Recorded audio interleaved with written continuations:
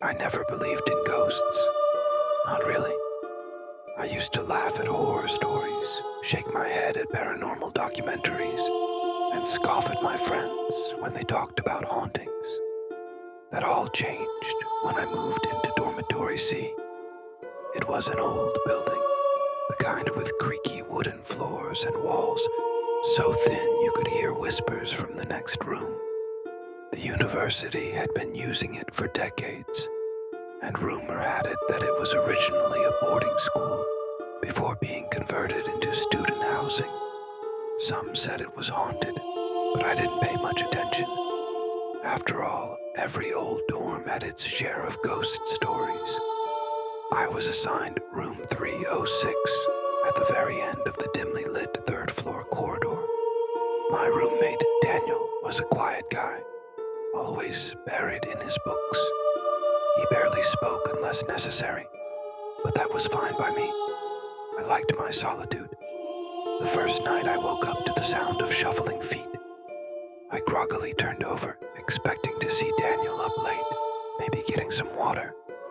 But he was in his bed, completely still, breathing heavily in his sleep. The noise continued, a soft, deliberate dragging sound like someone pulling their feet across the floor.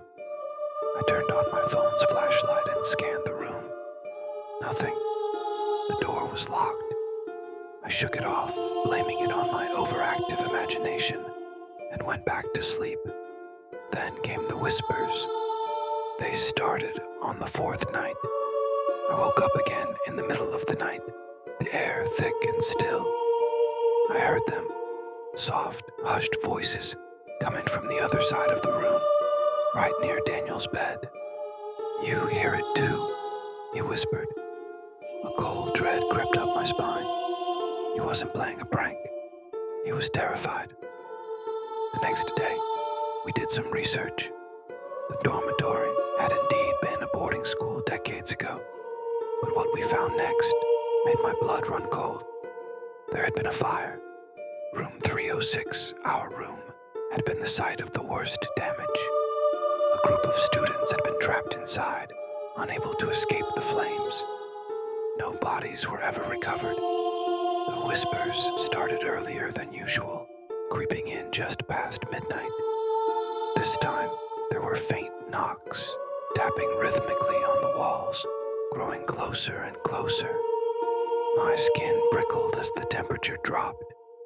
Then the closet door creaked open on its own. I felt a chill crawl up my spine.